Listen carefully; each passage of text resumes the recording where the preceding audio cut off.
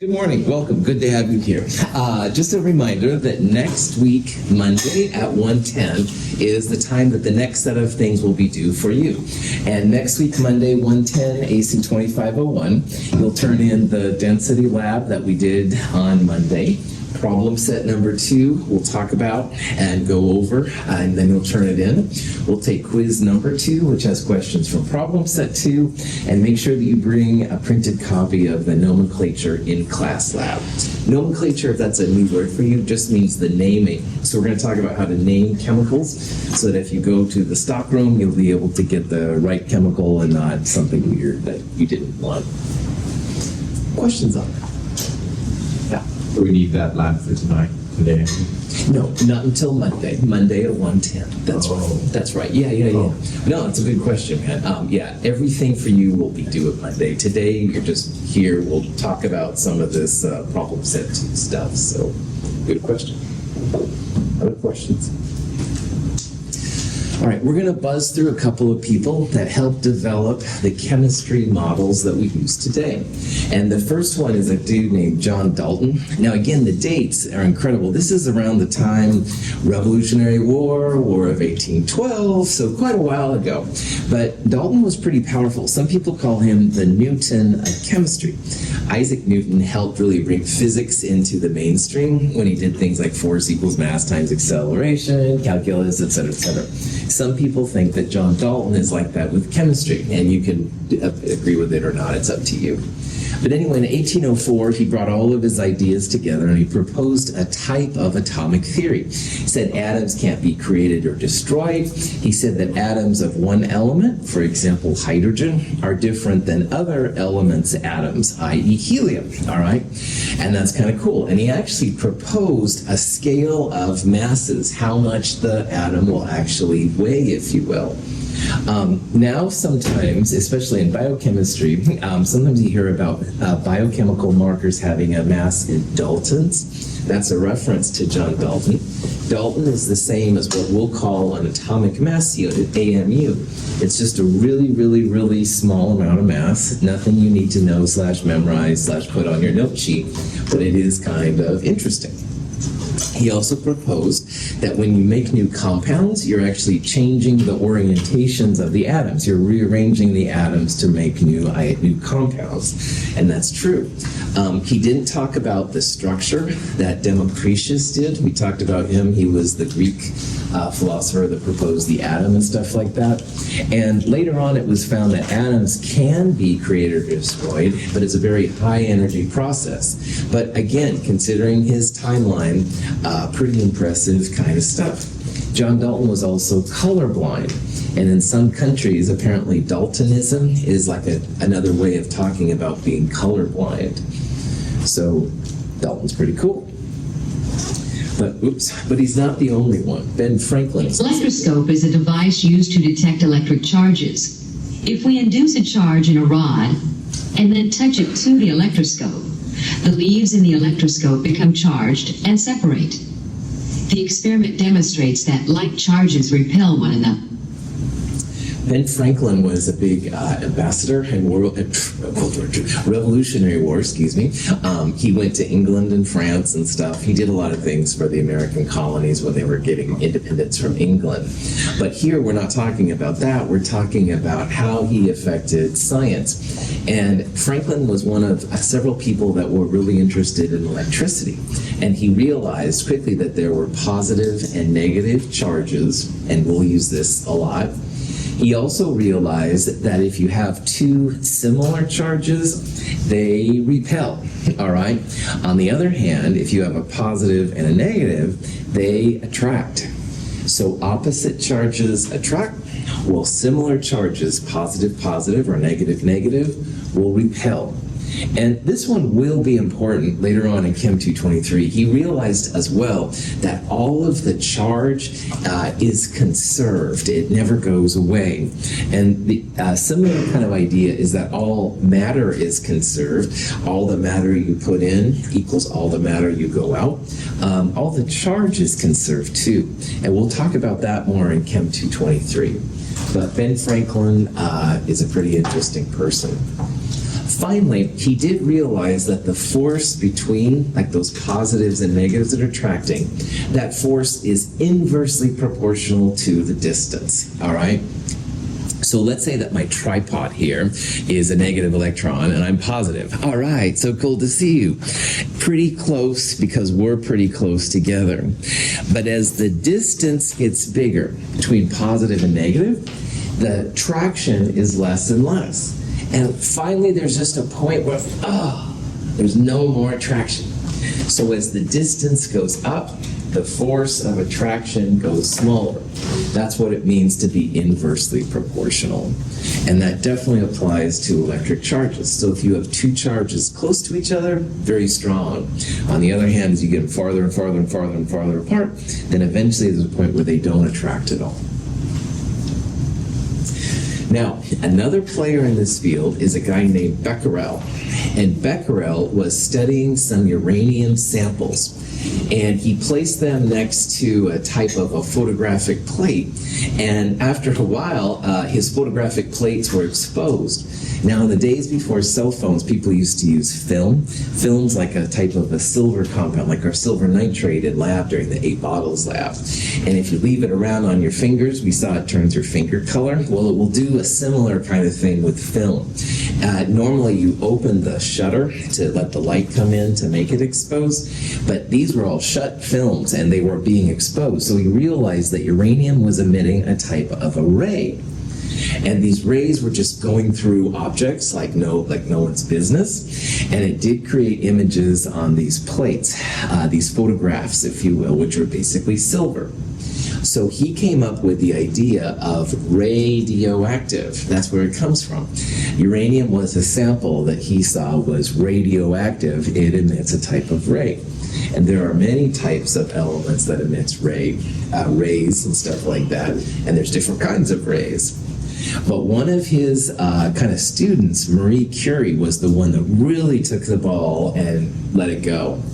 So some people claim that Marie Curie is the Newton of radioactivity. So again, if Dalton is the Newton of chemistry, he kind of pulls it all together.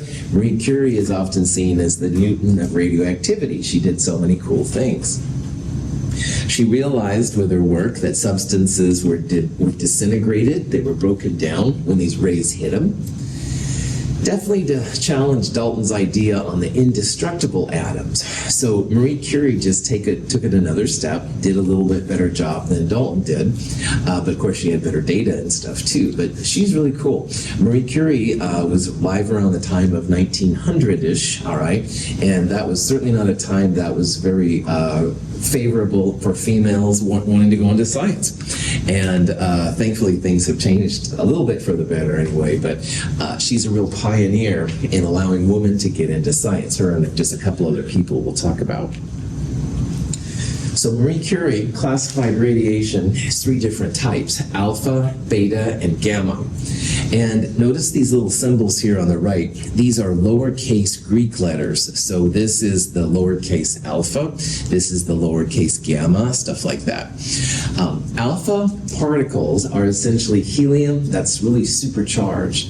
And if you've ever been to like a birthday party and someone had a helium balloon and you like that and you talk like a squirrel. Not that I've done it, of course. But anyway, no one has to raise their hand. But if you've ever done that, don't do it with alpha particles, all right? Alpha particles would kill you because they're so powerful. They bounce around in your body and cause cellular disintegration, stuff like that. Supercharged helium, all right? Really, really hardcore stuff. Cation means that the electrons have been removed. And we'll talk about cations in the next section more. But just realize this is a positive, supercharged helium atom and very, very dangerous. Now, beta particles are also particles. They're supercharged electrons. Now, electrons are good. Sometimes you need them to make your cells work and stuff, or maybe you want different elements to break down. But these are not electrons that you want to have around you either. They're very, very powerful, very, very high energy. So alpha is a particle. It's a helium particle, helium atom, if you will, that's just supercharged. Beta is a supercharged electron. But the scariest, in my opinion, is the gamma ray. Now, gamma ray has no mass. It's literally like energy, like light coming down, all right? And light coming down is a lot harder to stop than if you have a particle with you. So it's important to note here that alpha and beta have mass, grams, all right? You could, in theory, throw an alpha particle back and forth. You wouldn't want to, but you could, or a beta particle. But gamma is more like a flashlight, all right? When it's on, it just goes, all right? And it's very, very hard. There's no charge, there's no mass, so it's a more difficult kind of thing to control. Passed through charged plates, radioactive emissions split into 3 distinct rays. Beta rays are negatively charged. Gamma rays have no charge. Alpha rays have a positive charge. This is an example of how they can detect the different types of radiation. They have a radiation sample in a box, and initially from the sample, the radiation comes out 360 all the way spherical around it. And so what scientists will do is they do what's called a double slit.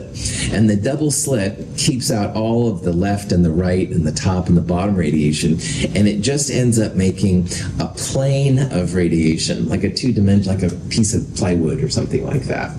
And that goes through a set of charged plates. Now remember how we talked about with Franklin that opposite charges attract. So towards the positive plate, the negative one kind of glides over that way. And that's what the beta rays do. Beta rays are negative electrons. They go that way. On the other hand, the helium is positive. It goes towards the negative plate. It kind of drifts off to the side. Not as much because it's kind of heavy, but the same idea. And gamma rays go straight on through. They're not positive or negative. They don't have any mass. Those are the hard ones to stop. So if you have alpha, beta, and gamma radiation, alpha radiation is stopped pretty readily by things like paper. Your clothes will usually stop alpha particles and stuff, not too bad. But beta will often go through. If you use a tiny bit of lead, that'll be enough to stop beta particles. Beta particles are usually stopped pretty well by our skin. Skin's a little denser, a little harder to get through and stuff. On the other hand, gamma, wow, if someone fires a gamma ray at you, you either need a lot of lead, like in this example, to stop it, or you just run. And I'm not being sarcastic here. If someone shoots a gamma ray at you, just run. Get out of there, man. It's real powerful. It's hard to stop and stuff like that. I can already see some cool conversations happening. So anyway, any questions, radiation? So here's a question you might run into, all right? In this question, we have a glass rod being rubbed with silk. And when you do that, you end up with a slight positive charge on the silk, all right? And the question is, what kind of radiation will be attracted to the glass rod? Well, if the silk is positive, will something be attracted that's positive, neutral, or negative? Negative. That's right. Opposites attract. So we want the one that's going to be negative. And if you remember from our discussion earlier, alpha is a positive helium nucleus, so that's not going to be attracted. But beta, on the other hand, beta is a negative electron. And beta particles would be attracted to the silk. So they will kind of gravitate toward. Gamma rays would care less. They're not interested, positive, negative, anything that's mass. They would just go on through. Cosmic rays are a different kind of radiation that's emitted by our sun. They're usually supercharged, heavier particles. They're not really relevant here. Any questions? Quick iClicker thing. I see that 3 people are using it. Yes. Just want to say, I think I've worked through all the bugs. I'm really, really pleased. And I can see who's participating and not participating. So if you have any questions on the iClicker, it's pretty cool. You can use your phone, just the iClicker app. You do need a subscription. But again, it is totally optional too. It's not required, but I think I've got all the bugs worked out. Thank you to you guys especially for your help. Any questions? All right. Marie Curie was incredibly cool, and I think it is worth talking about a little bit more because Marie Curie was working at a time where science was seen as something for men only. And I don't agree with that, but that's the way that time was. And her accomplishments were just incredible. She discovered two brand new elements, radium and polonium. She named them radium after the rays, polonium after the country she was born in, Poland. She isolated pure radium. She had to buy her own samples because the university wouldn't support her work. She needed more money, though, for more radium, and so this group, which is still around, the American Association of University Women, actually raised $150,000 in 1919, and that's a lot of money these days. And it gave her then 1 gram of radium so she could continue her work. She did a lot with cancer research and stuff like that. Unfortunately, she didn't understand, and no one understood at that time, the danger of radiation. So leukemia ended up killing her. Her work ended up killing her and stuff, which is sad. I love this, though. Nothing in life is to be feared, is only to be understood. She has won 2 Nobel Prizes, which is very, very rare. One all for herself and one shared with her husband and Becquerel. Any questions? Okay, so in the current model of the atom, as we saw Monday, has an overall spherical shape. So they're all kind of like beach balls, if you will. But the middle of the beach ball has another small ball inside it called the nucleus. Now, in the nucleus, you have protons and neutrons. And outside of that little tiny ball, in the bigger part of the ball, you have the electrons. So electrons kind of shimmer, circle around the outside, and the protons and neutrons are smashed together. Now in this section, we're going to consider atoms to be neutral. So the protons, which are positive, we're going to see, and electrons, which are negative, will be equal.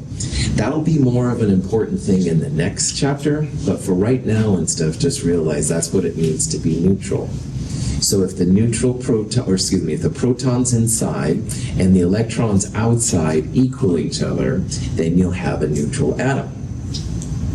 And they're very, very small. And I've already done several times put the water down the drain, and there's more molecules of water than there are teaspoons of water, blah, blah, blah. So just realize we're dealing with something that's incredibly small, all right?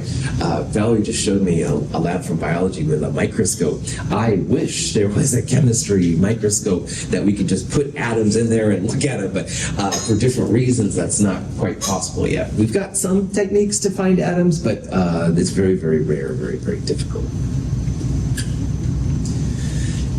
It's impossible to show the correct relative proportions of an atom on this screen. For example, if an atom could be as large as the United States, one of its electrons would be only about 100 feet across. Therefore, to tell our story, we must resort to a symbol. So this silly 1950s-ish video just shows how small the atoms are, right? So if one atom was the size of the United States, which is really big, electrons would be that small, would be big, but still small compared to the United States. So that's why we use models, and we'll use pictures and symbols and stuff like that to represent these things. Now, this is just an overview of what we're going to talk about, and we'll talk about how they found these things and stuff like that. Protons are positive, so P protons are P positive. They have a very, very small mass. This is not a number you have to know, but it's 10 to the minus 24 grams, and again, that's really, really small. A pound is 454 grams. That's 10 to the positive 2. So this is many, many, many orders of magnitude smaller than a pound. This number is so small that a lot of times people use this AMU, which is equal to the Dalton we talked about earlier. A Dalton is just a little bit less than this number right here. So people say a lot of times that protons are roughly 1 AMU, this many grams, and we could convert them over. It's exactly 1.0073 AMUs, which is just a little bit easier of a scale to use than to talk about powers of 10. Now, electrons are negative. So again, protons are positive and electrons are negative, and that's the glue kind of that holds the atom together. Now, here's the mass of an electron. Remember, proton was about 1 AMUs. This is 0.0005486 AMUs. So which is bigger, protons or electrons? Protons, you bet. It's about 2,000 electrons mass to equal 1 proton mass. They're much, much smaller, all right? Electrons are really, really small. They don't have the mass. So again, 2,000 electrons in my hand would be the mass of 1 proton. They're all small, but it is important to think about how much smaller electrons are than the protons. But this one is negative, this one is positive, and that's literally the glue that holds a lot of these atoms together. Now, neutrons are neutral, N and N. They have no positive, they have no negative charge. Here's the AMUs for the neutron. You'll see it's about 1 AMU, but it is a little bit bigger than the proton. So when it comes to the scale of things, neutrons have the most mass. They're the heaviest, if you will. Protons are close, but a little bit less than neutrons, but both about the same. And electrons are very, very, very, very small. So these three pieces will be able to describe how atoms are put together and why there's differences and stuff like that. Cool. So here's a question you might see. It says, put these particles in order of increasing mass. So increasing then would be smallest, whoops, hold on now. Okay, now I'm open, sorry. Particles, that would mean smallest to biggest, all right? And like I said earlier, the smallest of all of them by far is the electron. Roughly 2,000 electrons equals a proton. But between the proton and the neutron, they're about the same, but protons are a little bit smaller than the neutrons. So if you want it increasing, you want it smallest to biggest, that's going to be answer D. Electrons are much, much, much smaller than the other two. These two are about the same, but the proton is a little bit smaller than the neutron. Any questions? Okay. Finding these out, protons, electrons, neutrons, wasn't an easy thing to do, and it took several steps to figure all this out. A cathode ray can be deflected by an electric field. The beam is attracted to the positively charged plate. The beam is also deflected by a magnetic field. For the experiment, we orient the magnet perpendicular to the electrodes. The forces can be used to cancel each other. J.J. Thomson used similar experiments to determine the charge-to-mass ratio of electrons. There was a device called a cathode ray tube. It created like a laser beam, if you will, of light, and people thought it was cool, understandably. And they initially thought that, well, inside the cathode ray tube there were corpuscles. Well, corpuscles turned out to be electrons, spoiler alert. And this guy, J.J. Thomson, who was really instrumental in helping chemistry come together, he found out what the charge-to-mass ratio of the electron was. So he didn't find the mass in grams. He didn't find the charge, which is measured in coulombs, but he did find a ratio for it. And that was the first step of this kind of process. And again, 1897, all right, so no computers, not a lot of indoor electricity, maybe even indoor plumbing, let's be honest. Anyway, but they were able to use these crazy cathode ray tubes then to do some pretty cool stuff. In Millikan's experiment, tiny oil droplets were sprayed into a chamber.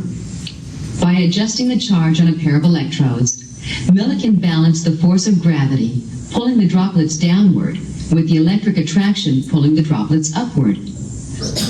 In 1913, this guy, Millikan, was able to find the charge on an electron. And his experiment is really cool, but I don't have a lot of time to go into it. He took oil and made little tiny drops of it, atomized it. And then he used charge plates. And if he could put an electric charge on the oil, electric charges would try and stay away from the electric charge and get closer to the positive charge. But because the oil has mass, gravity pulls it down. So it was like electrical force pulling it one way, gravity pulling it the other way. And through it, he was able to find the charge on the electron and then the mass. It's fantastic. It's really fun to read about, but just realize that it wasn't easy, all right? It was certainly difficult to find both the charge and the mass for the electron.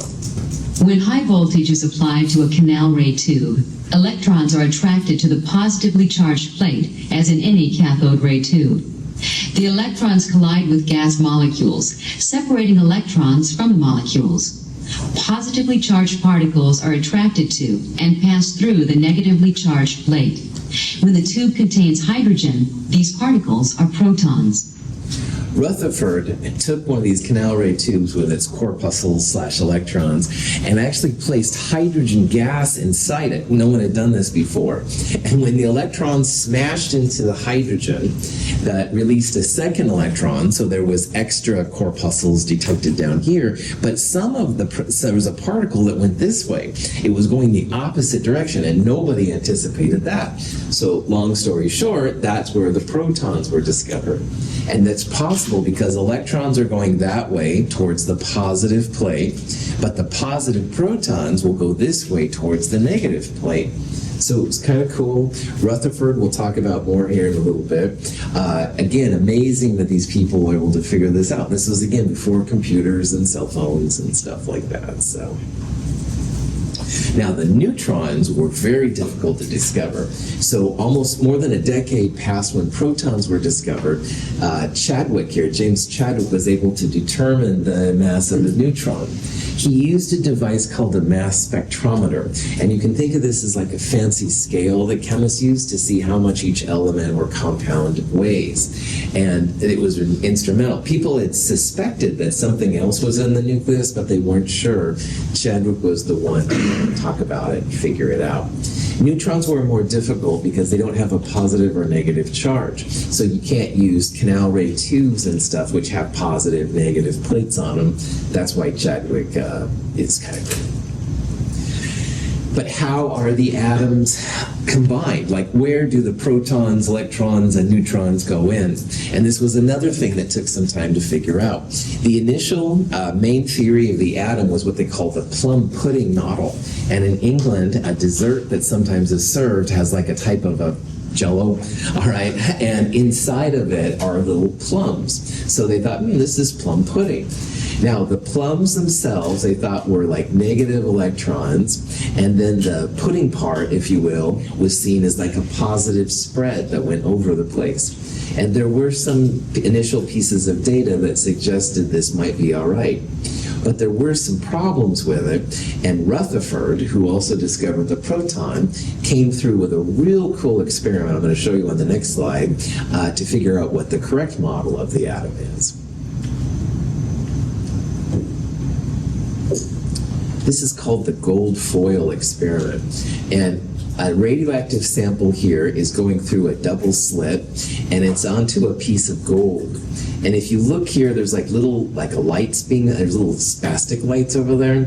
This gold foil experiment was what really helped. And again, 1910, it used like essentially a telescope to see these little light beams come on initially, and then they could develop the plate later and stuff to see.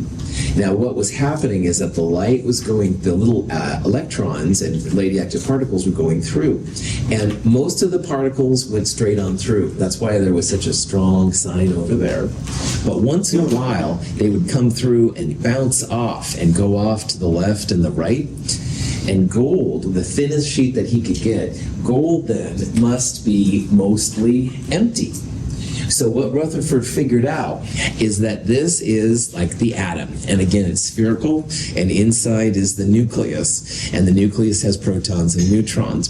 But most of the empty is literally ghost-like. There's nothing there. So these little things right here, excuse me, represent alpha particles, which is what he used. And most of the alpha particles just went straight on through. And so there was a nice bright light at the end of his photograph. But some of the positive alpha particles got close close to the nucleus. Well, the nucleus is positive, positive and positive repel. So some of them went off to the left, some of them went off to the right, some of them went straight back, which freaked out everybody. No one had expected that. So from the gold foil experiment, Rutherford was able to tell that, yeah, most of the atoms actually pretty empty. Electrons, which already don't have a lot of mass, just kind of circle around here. But man, if you get close to that nucleus, that's supermassive. And that's when you start seeing effects. So if I draw a picture of the atom, all right, and I draw it like this, and I have like a little tiny nucleus, technically that's wrong, because this nucleus is too big relative to the atom. So if you look here carefully, atoms are roughly 10 to the minus 10 meters, an angstrom, like I showed you in the powers of 10 video, if anybody remembers.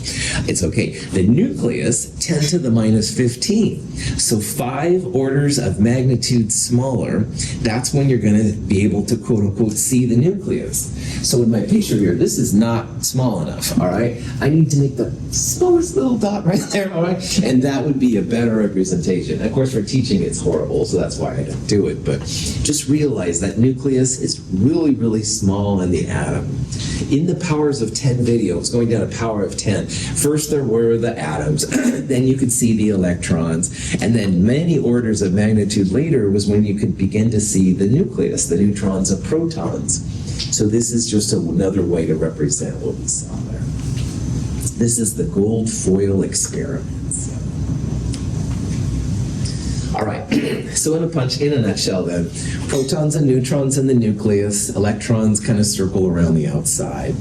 Most of the mass of the atom is in that nucleus. Remember, protons and neutrons have most of the mass, and they both exist in the nucleus. So you get down there, you're going to see some really wild stuff.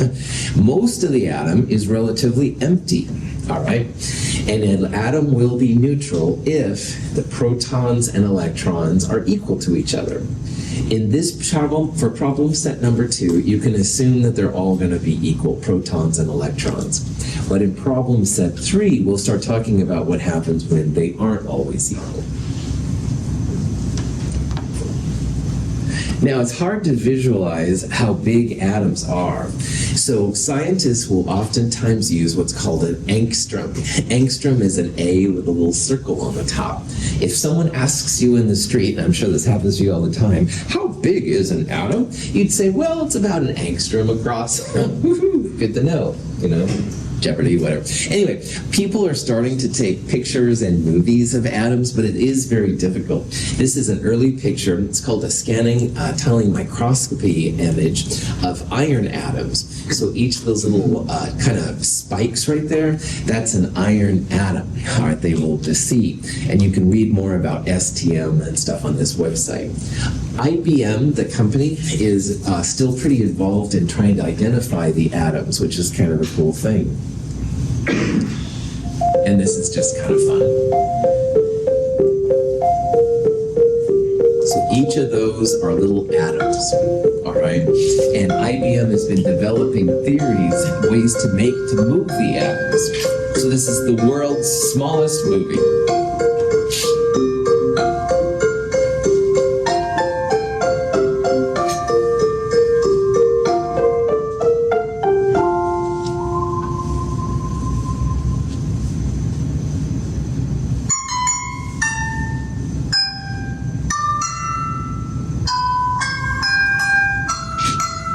Again, each one of these are atoms. So.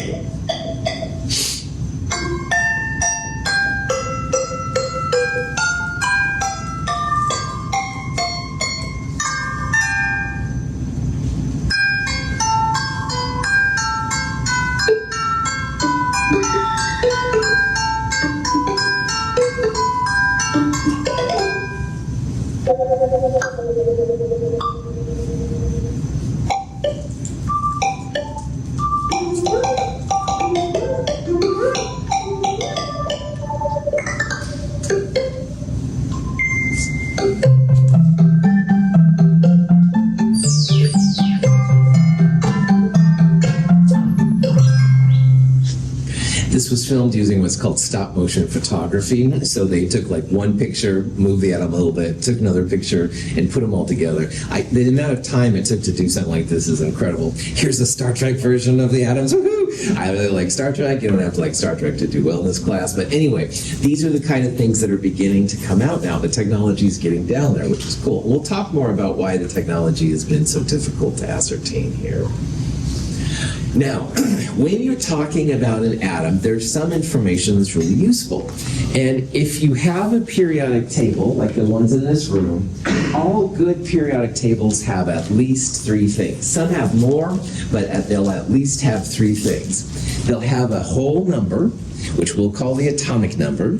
They'll have a symbol, which we talked about a little bit in problem set 1, symbol for the element. And they'll also have a number with usually lots of sig figs. This is called the atomic weight. Now, the important one for us right now is this whole number. That's the atomic number, and it's given the symbol Z. And Z just represents how many protons are in the element. So aluminum, for example, has atomic number 13. That tells you that aluminum always has 13 protons. If you change the number of protons, it changes the element. So if you look on the periodic table, 11 is right there. Thanks, Blake. Aluminum is right there. If we add a proton, the atomic number goes from 13 to 14. 14 would be silicon, all right? And if you take away a proton from aluminum, it would only have 12 protons. That would be atomic number 12, which would be magnesium. So what you have right now is the ability to tell how many protons are in each atom, all right? Radon down here, dangerous for houses sometimes, 86 protons. Hydrogen, number 1. Radium, mercury, 88, et cetera, et cetera. So that number is really important. And if you change that number, if you take away or add protons, you change the element itself. And that's really going to be important. So protons is literally the atomic number, and that's how the periodic table is arranged, from smallest to biggest atomic number. We'll talk about other details later on. We'll also talk about this number a lot. Now, for this chapter, we're going to use the atomic number a lot, but in all future chapters, this atomic weight number is going to be really, really important. This guy, Mosley, developed the idea of the atomic number using an X-ray technique, which is really cool. And again, if you change that Z, that atomic number, it changes the element itself. So you'll have a different kind of element afterwards. Pretty cool. So if carbon, if you look on the periodic table, carbon there is number 6. That means that all carbon has 6 protons, all right? All the carbon in your body, all right? In the DNA, in the sugar, if you had sugar this morning, caffeine in my case, if you had caffeine this morning, all those carbon atoms will have 6 protons, all right? All aluminum has 13, et cetera, et cetera. So that being said, this is a question you might see. What's the atomic number Z of oxygen? Yeah, and I see a lot of you looking up there, which is great. So first you have to know what element it is. This periodic table doesn't have the names. Your periodic table for quizzes and exams will, but it does help to know that oxygen is O. And under O, there's 2 numbers, excuse me, the 15.9994 number or the 8. Which one of those is the atomic number? 8. That's right. It's the whole number, all right? So oxygen has 8 protons. That means it has an atomic number of 8. We'll talk about the 15.99 number here in a little bit, how I can help out. Questions on that? Now, there's another thing that's really important too, and it has to do with what's called mass number, all right? Mass number, which is usually in units of atomic mass units, but that's not so important, is the number of protons plus the number of neutrons, all right? Now, as a weird example, all right, I personally like ice cream. I won't lie, you can probably tell. But anyway, sometimes you feel like vanilla, sometimes you feel like chocolate, sometimes you feel like strawberry. There are different flavors of ice cream, but they're all ice cream. What we're going to do is see that all the elements have different flavors. And it's not that you want to eat these like ice cream, but it is an idea. And we identify the flavors through the mass number, which is protons plus neutrons. So this is an example.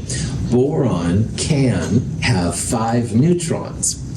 Boron is number 5 on the periodic table, so it has 5 protons.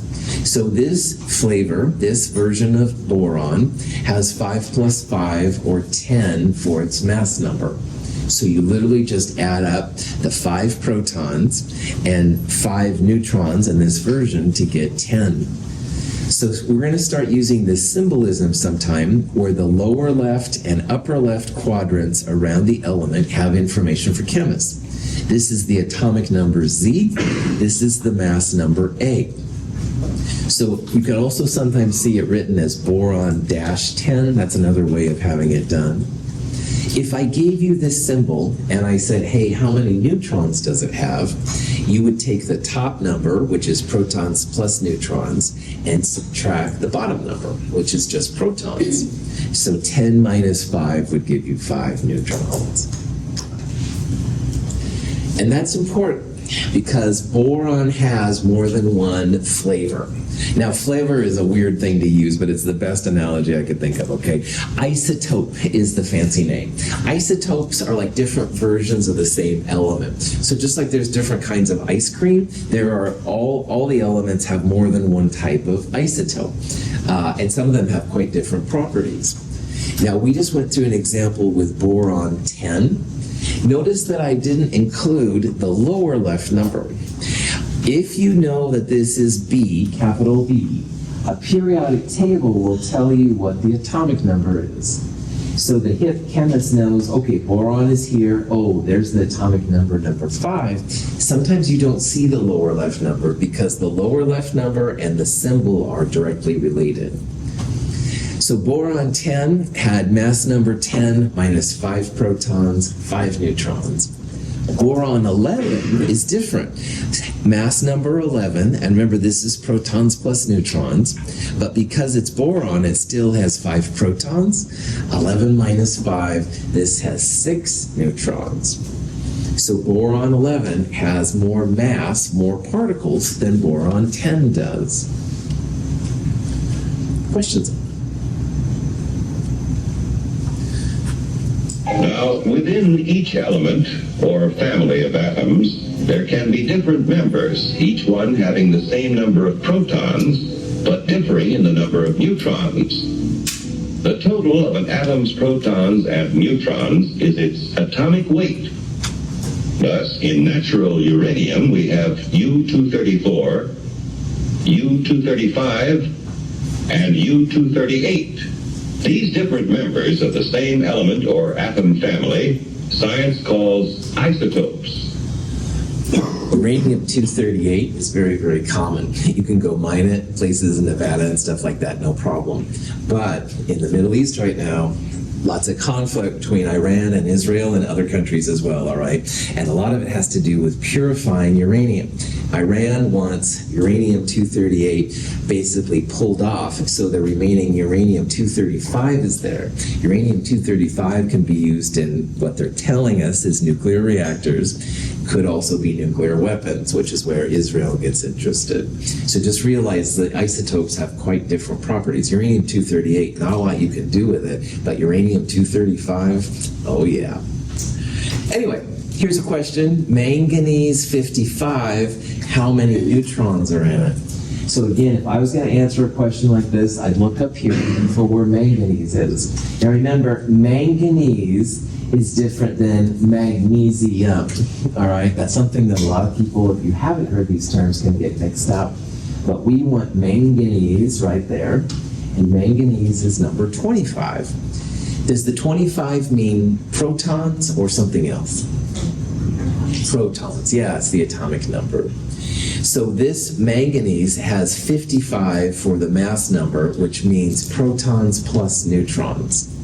So 55 protons plus neutrons minus the 25 that you can see right there from the atomic number tells you that there will be 30 neutrons in manganese 55. Cool.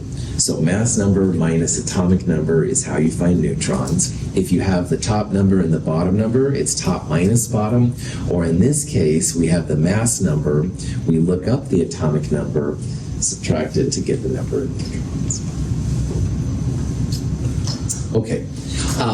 Isotopes can be really cool. All right, I gave the horrible example of uranium. Maybe that wasn't the way to start this conversation. Sorry, but anyway, hydrogen is an example of a compound that has a couple different isotopes. Most of the hydrogen, like in our body, and most of the hydrogen in water is what they call protium. And protium is 1 proton with 0 neutrons. So first of all, notice the 3 symbols here for hydrogen. They all have a 1 at the bottom because they all have 1 proton. But the top numbers were different. This is protons plus neutrons. So 1 plus 0 is 1. Protium, by far the most common kind of hydrogen. However, you may have heard of heavy hydrogen or heavy water, which comes from heavy hydrogen. Heavy hydrogen has 1 neutron. Normal hydrogen doesn't have any. So the mass number here is 1 plus 1 or 2. This has a neutron, and it's called deuterium. That's its fancy name. It's interesting that deuterium is more massive. If you have an ice cube made of deuterium or a heavy water, it sinks, all right? Normal ice cubes will float, but the heavy water ice cubes will actually sink, which is pretty interesting. But anyway, there's a third version called tritium. Tritium is radioactive. It's unstable. It has 2 neutrons and 1 proton. Very, very small amounts of the hydrogen that we use is tritium, but very, very small, so it's quote-unquote safe, all right? But if in the lab, tritium can be really, really helpful. So again, most hydrogen is this kind up here, no big deal. A little bit of it this much, and then some of it is this part too. Yeah. See, since appreciate the No problem. Things like tritium, or even better, is a compound technetium-99, have some really cool uses. Some of these things will emit a type of radiation, and if you can control the radiation in small amounts, you get really nice pictures of people's organs and stuff like that. So this is something that's done at OHSU, I know, is they have a type of a device that uses this technetium isotope. Little gamma rays come out, but not in amounts that are supposedly bad or anything like that, to get full body pictures of people, which are really cool. So medicine uses a lot of these things, and x-rays and stuff like that, to scan bodies to see damages to tissues and stuff. It's really, really cool. We'll talk about all that stuff more, but there are some good uses of the quote-unquote radioactive things as well as the not so good. This is a picture of a mass spectrometer. This is what Chadwick used to figure out what was happening with the neutrons.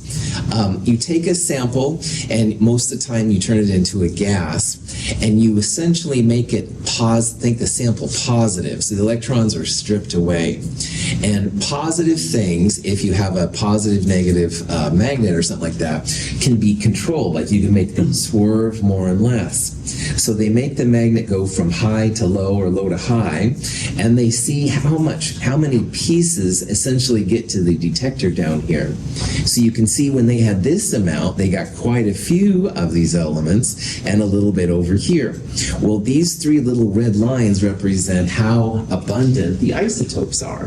This is a neon sample. Neon has a lot more neon 20, but there is a little bit of neon 21 and 22. This is a mass spectrometer of boron. You can see how the boron 11, there's a lot more of it than the boron 10. Here's one of chlorine. Chlorine 35 is a lot more abundant than chlorine 37, stuff like that. In the old days, for about $50,000, you too could have your own home mass spectrometer. That was through Hewlett-Packard. It's probably changed a little bit since then, but I used to have an ad. I thought, one day I'm going to have one. Well, I never have one, but anyway, if you ever want to have your own mass spectrometer, set you up. So, isotopes are pretty relevant, and sometimes one is more than the other. So in that slide, we saw that boron 11 was a lot more abundant than boron 10. So, when you have a big bag of boron, all right, you're not going to have like just boron 10 or boron 11 usually, but you'll have a mixture. And the question is, how much boron 10 do you have? How much boron 11 do you have? So you'll see percentages, which are called abundances, and these represent the amount of each isotope that you have. Now, boron 10 is about 20% abundant. So let's say I had a big bag of boron, and I start pulling out boron atoms, all right? Well, if boron 10 is 20%, and boron 11 is 80%, 20% would be 2 out of 10, all right? 80% would be 8 out of 10. If you cut that down, this would be about 1 out of 5, and this is 4 out of 5. So you start pulling out boron atoms, and I'm throwing them around. Here, have a boron atom. 1 out of 5 times, or 20% of the time, you're going to have boron 10. 4 out of 5 times, you're going to have boron 11. So you'll have an unequal distribution.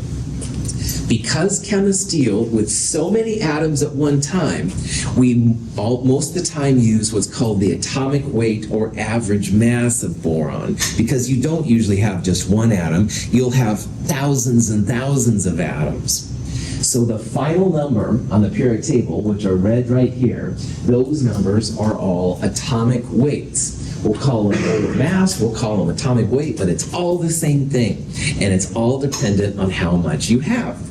Now, in this example, let's say you have 20% boron 10 and 80% boron 11. Well, in decimal, 20% would be 0.20 and 80% would be 0.80. If you multiply the 0.20 by the boron 10's mass number, which is about 10, and the 0.80 by the boron 11, do this in your calculator, 10.8 AMU. And if you look at boron right there on the periodic table, it's 10.811 AMU. So those numbers are the average mass of all the atoms when you're dealing with a whole bunch of atoms at the same time, all right? Abundance times the mass of the first one plus abundance times the mass of the second one. Questions? Okay, we'll do more of this on Friday. Thank you for being here. Have a wonderful day.